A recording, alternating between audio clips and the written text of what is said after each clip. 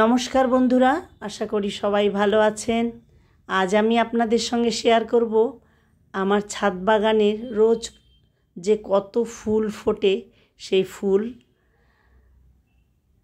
তবে আজ বৃহস্পতিবার, প্রতিদিনের মতো আজকেও আমি সকালের সমস্ত কাজটা সেরে, বাসি কাজ সেরে, ঠাকুরের সব আয়োজন করে, গাছের ফুল তুলে রেখে স্নান টান করে এখন পুজো করতে এসেছি। এখন 10:30 বাজে।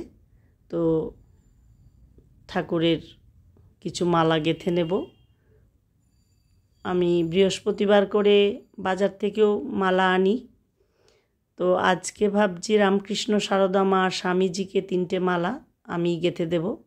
প্রায় দিনই 2-1টা মালা আমি গাঁথি, তখন তো আর শেয়ার করতে পারি না।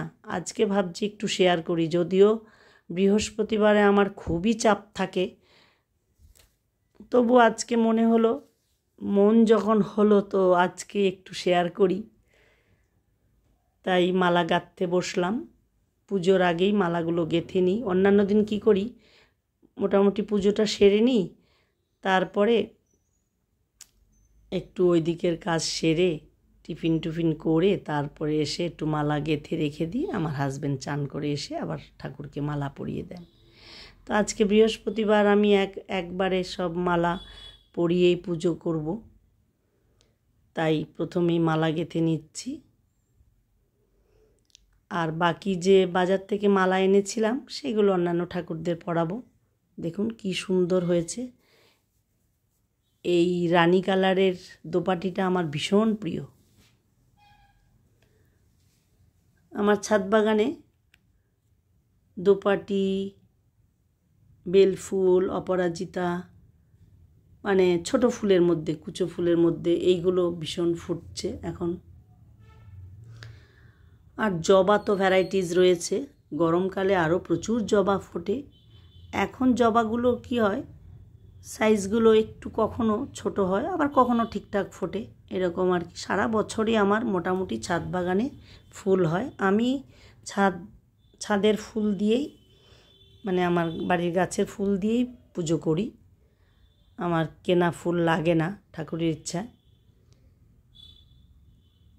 আপনারা কারা কারা বাড়ির ফুল দিয়ে পুজো করেন আমাকে কমেন্টে জানাবেন, আমারও ভালো লাগবে। তো ভ্যারাইটিস জবা ফোটে,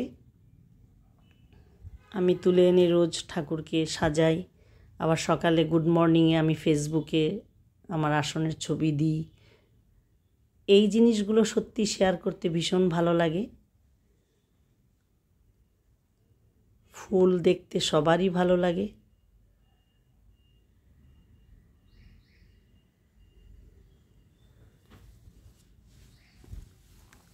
আরও প্রচুর ফুল রয়েছে, মালা গাঁথলে আরও গাঁথা যায়, কিন্তু এত সময়ও নেই। মানে গাঁথতে পারলে খুবই ভালো লাগতো। এত ফুল কোথায় সাজাবো।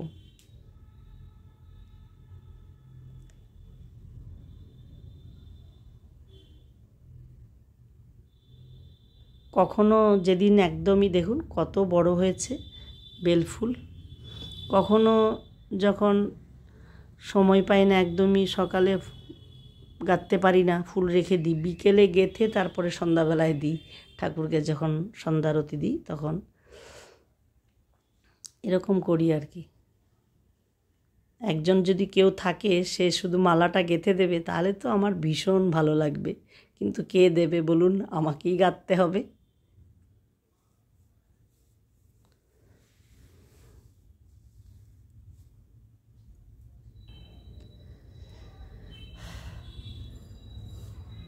আমার ছাদ বাগানে শুধু ফুল না, আমি একটু সবজিও লাগাই, ফলও হয়, যেরকম মুসুম্বি, কমলালেবু, পেয়ারা এখন আছে। তো মুসুম্বি তো শেষ হয়ে গেছে, কমলালেবুগুলো আছে, ভীষণ টক। মুসুম্বিগুলো কিন্তু ভালো মিষ্টি হয়েছিল।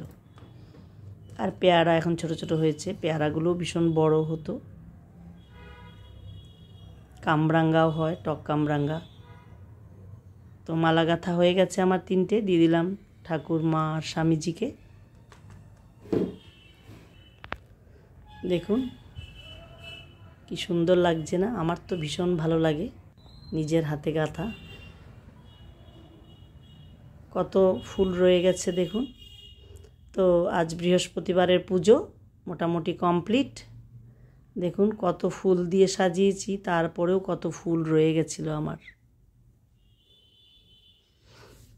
মা কালীর মালাটা অবশ্য কেনা, জবার মালা। কালী জবা এত ফোটে না এখন, 2-4টে ফোটে, কোনো দিন 2-1টাও ফোটে। এইগুলো গুরুদেব আমার হাজব্যান্ডের।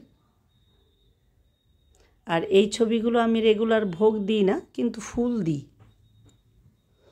এক্সট্রা যে ছবি থাকে, কেউ বেড়াতে গেল নিয়ে আসলো, বা লোকনাথ বাবাকে তো আমি রাখি, ফুল দিই রোজ। এই যে জগন্নাথ দেব। তো ভালো লাগলে অবশ্যই লাইক করবেন। নমস্কার।